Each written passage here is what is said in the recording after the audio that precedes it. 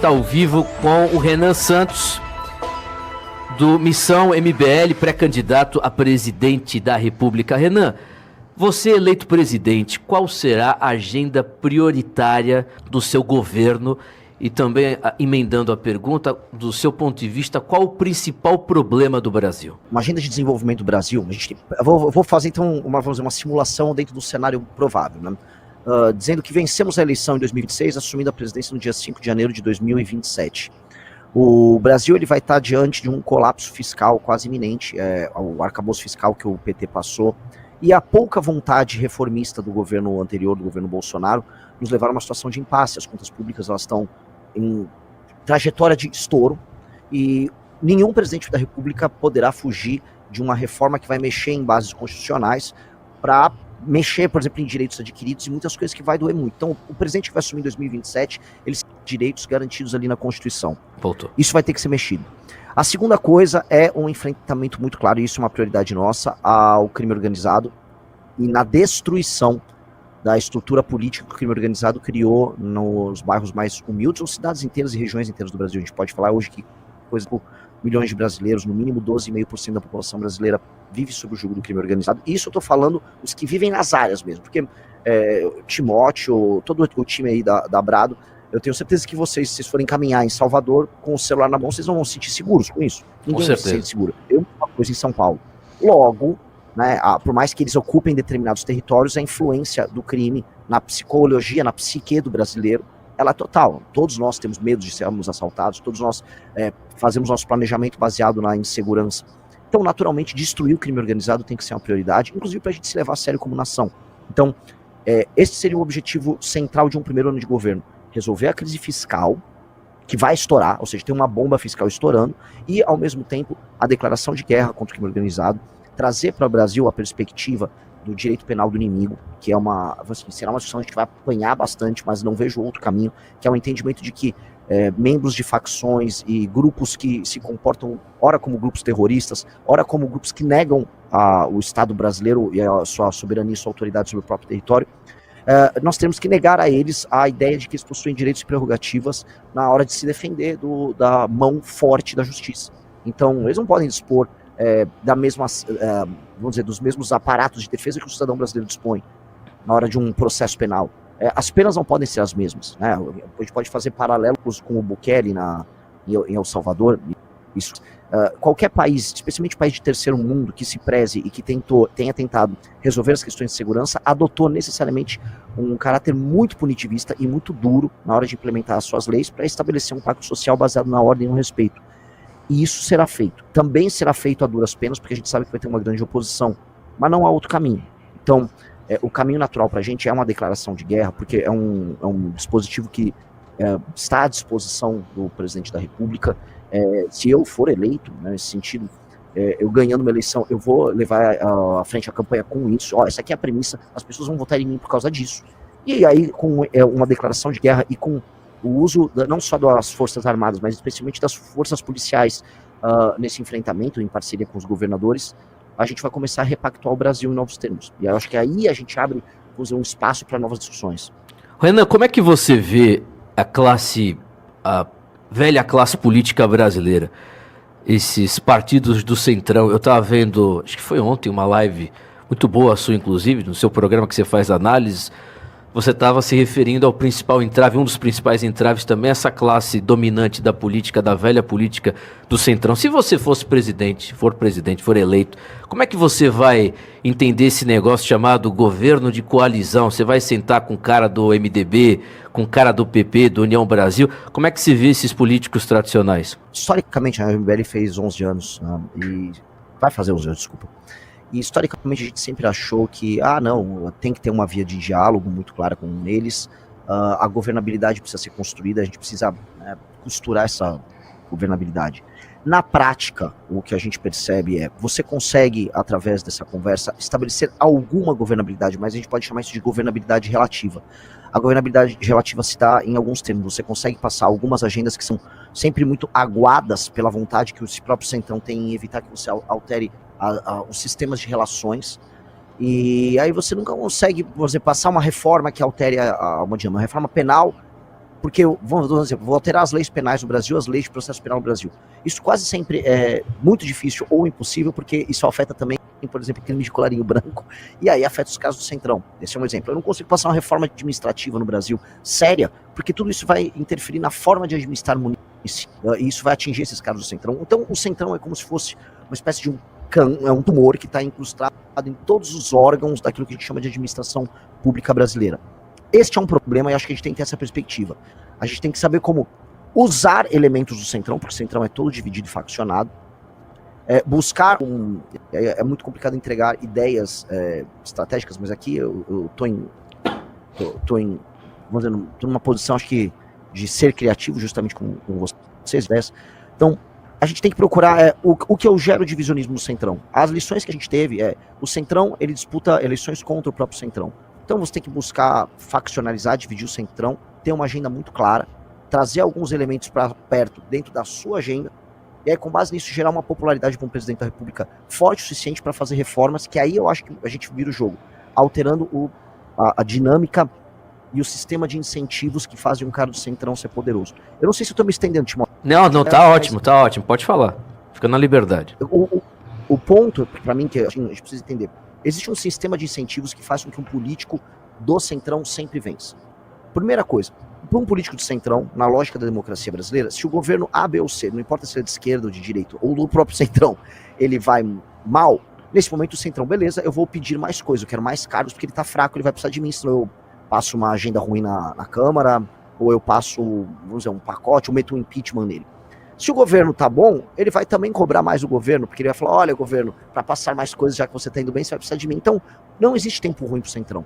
Um prefeito do Centrão também, ele não tá muito preocupado com indicadores e entregar bom desempenho pros seus munícipes, porque no fim do dia, se tem uma agenda que ele consegue comprar voto e fazer aquele atendimento no varejo junto com os vereadores da base dele, e ele recebe emendas do deputado dele, e uma parte desse dinheiro da emenda desviado vai pro caixa 2 dele, do deputado dele, faz uma obrinha, ele inaugura uma obra com o deputado, e o jogo vai rodando, ele consegue se reeleger mesmo não entregando nada. O Sandro estava aqui discutindo agora com vocês a situação de descalabro nos interiores. Como é que pode as pessoas, nesses mesmos interiores em que ainda existe fome, votarem nos mesmos políticos, votarem no mesmo governador? Por exemplo, o PT está na Bahia há quase 20 anos. 20 anos. Qual é a lógica disso?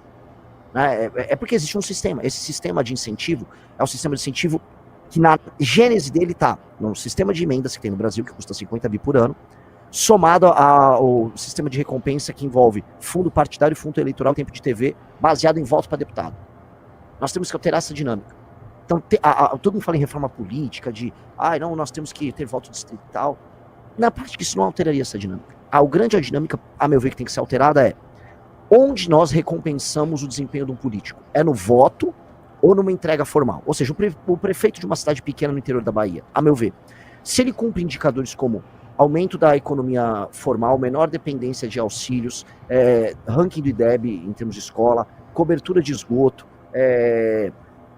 redução no número de crimes violentos, esse cara, ele recebe uma determinada pontuação e aí o município dele pode estar qualificado para receber investimentos e o município dele pode estar qualificado para eleger, vamos colocar aqui, desculpa, eleger não é a palavra, enviar para ele tempo de TV ou recursos no eventual fundo partidário eleitoral, que eu não vejo hoje como se alterar, infelizmente. Ou seja, se altera o sistema de incentivos, os partidos vão focar mais em ter bons prefeitos do que em fazer voto para deputado. Eu acho que a gente quebra a perna do Centrão nisso. E eu acho que essa tem que ser uma campanha nacional. Porque da forma como tá, o brasileiro que é o eleitor, a gente não imagina que o eleitor vai votar em algo diferente. O eleitor nem sequer está preso nessas discussões. O eleitor se sente parte do projeto do cara do Centrão. A dinâmica própria da compra de voto é que ela é um processo que não acontece só na eleição, ela é constante. Por ser constante, é uma relação transacional, e o eleitor não se sente assim, eu sou um coitado. Não, ele se sente como parte do projeto daquele político. Ele acha que é amigo daquele vereador, e o vereador dele tem que dar um saco de cimento, tem que pagar a conta de luz dele, porque ele vai votar nele e vai levar os votos da família dele. É uma relação de transação. Essa relação de transação, ela precisa ser desmontada e o sistema de financiamento e incentivo disso quebrado. Com isso, não é que o Centrão morre, mas o Centrão, ele vai, vamos dizer, em vez de eu formar políticos que estão única e exclusivamente interessados em levantar essa grana de emenda e ficar desviando, eu vou formar prefeitos que geram indicadores. Prefeituras com bons indicadores, necessariamente, a gente tem até um estudo sobre isso, elas geram pessoas que vão parar de votar no Centrão. Quanto melhor o IDH do município, menor a votação no Centrão. Quanto menor a votação no Centrão, a gente faz uma substituição política desses casos, um processo de 20 anos. Não é um processo tão longo quanto imaginam. Inclusive tem uma experiência, inclusive no oeste da Bahia.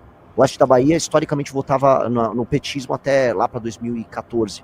Com a chegada do agro, aí no oeste da Bahia, o agro desenvolvido, você começou a mudar a dinâmica eleitoral. Porque o desenvolvimento gera IDH, e IDH faz com que a pessoa não venha no voto. Como é que você vai fazer, por exemplo, o Bolsonaro ele fez aquele departamento, né, de desestatização que não deu certo, não deu absolutamente nada, né? O Salim lá saiu, aquele negócio todo. Como é que vocês vão fazer isso? Para, por exemplo, privatizar uma Petrobras, você concorda em fatiar a empresa em outras 200 empresas para que não haja um monopólio? Como é que é a sua leitura sobre esse negócio de economia de mercado, de desestatização? Existe uma grande discussão hoje nas redes sociais, né? Porque agora tem a ascensão de comunistas nas redes sociais, né? Vindo com uma agenda que se chama de desenvolvimentista, mas que não traz junto de si a agenda de competitividade. Eu acho que o nome da agenda liberal que a gente defenda, no fundo, é uma grande agenda de competitividade, né? A agenda de diminuir o impacto do Estado dentro da atividade produtiva, diminuir os entraves econômicos, aí aumentar a capacidade de investimento, aumentar a poupança, para que o dinheiro fique mais barato, que o dinheiro mais barato, as empresas possam investir mais, as pessoas possam investir mais, gerar essa agenda de competitividade, que inclusive redunda, por exemplo, investimentos em infraestrutura, transportes para escoar a produção, tudo isso faz parte de um pacote que, se a gente olhar na ponta do lápis, ele é quase sempre, ou em quase tudo, um pacote liberal. Tá? Eu acredito, vamos dizer, instrumentos que o Estado pode utilizar para articular forças produtivas. Eu acho que o caso da Embraer, usando o ITA, o CTA, funcionou, é um bom exemplo. O caso da Embrapa com o agrodesenvolvido é outro. O próprio caso, vamos dizer, do surgimento no Brasil da indústria siderúrgica pesada que a gente teve, também teve um papel do Estado. Esse a gente pode relativizar um pouco, mas a gente tem grandes experiências em que o Estado soube articular essas espécies. E eu acho que nós podemos ter experiências pontuais e regionais, e eu creio que a maior parte das experiências tem que ser na região Nordeste, para a gente articular forças produtivas e gerar um aumento de complexidade. Agora, uma agenda de competitividade, por exemplo, eu acho que a CLT é um tipo de coisa que é um entrave que vai ter que ser superado, e numa gestão nossa a gente trabalharia para superar de vez e liberalizar a legislação trabalhista no Brasil, inclusive acabar com a justiça trabalhista. A gente tem que eliminar uma coisa que custa mais de 20 bi por ano para o Brasil. Isso é um caso cível. Relações trabalhistas são relações cíveis, são relações contratuais entre homens e mulheres adultos, então vá discutir qualquer querela na justiça civil. Contratos simples, livres, para que as pessoas possam trabalhar. Na prática, né, a pejotização foi mais ou menos isso, só que com um cambalacho, né, institucional, porque as pessoas querem ter essa liberdade, mas a legislação oferece, ela tem que criar um PJ para poder fazer isso. Vamos tornar isso uma coisa livre e clara para que as pessoas físicas possam fazer contratos como adultos. Redução da máquina estatal em muitos termos. Leis tributárias não apenas claras, mas um processo de redução, tão logo a gente faça também uma curva de queda do aumento dos gastos públicos, diminuição definitivamente de entraves burocráticos para abertura e fechamento de empresas. Isso são reformas microeconômicas que têm que ser acompanhadas elas próprias de reformas macroeconômicas que venham incidir, por exemplo, nos juros, porque hoje o serviço da dívida no Brasil deve estar na casa dos 2,8 trilhões, um valor colossal. Então, como esse serviço da dívida, ele come boa parte daquilo que a gente chama de orçamento nacional, reduzindo a parte de custeio, mostrando que a trajetória de gastos não está mais explosiva, e pelo contrário, a gente vai conseguir reduzir ela, você vai conseguir reduzir juros sem ser na famosa reduzida na marretada, e aí sobra uma coisa que é dinheiro para investimento dentro de marcos regulatórios que facilitem a produção e evitem a roubalheira, como foi, por exemplo, todos os investimentos produtivos e infraestrutura do governo PT, o PAC, etc., a gente reduz outra coisa que é terrível no Brasil, que é custo de energia e custo de transporte. Então, custo de energia mais barato, custo de transporte mais barato, custo de dinheiro mais barato, custo trabalhista mais barato, meio que os fatores de produção vão estar dados. E aí é qualificar a mão de obra, parar de ficar só investindo em Universidade Federal do não sei o quê. Vamos formar assim, o aluno sai da escola falando português, entendendo como fazer conta, conhecendo a sua história sem ter vergonha da sua história. É o mínimo do mínimo. E aprendendo cursos técnicos profissionalizantes para sair e arrumar um emprego. Meu amigo, feito isso, não tem como você não ter um efeito econômico positivo. É o básico do básico do básico do básico. E aí depois disso a gente começa a articular como eu vou juntar o agro lá da região do Mato Piba com uma indústria de biocombustível, a Embrapa, para a gente fazer biocombustível no oeste da Bahia, no sul do Maranhão, e a gente começar a pensar aqui nesses complexos. E se você gostou desse conteúdo e quer ver mais vídeos como esse, já deixa o like e siga o canal Missão Vanguarda.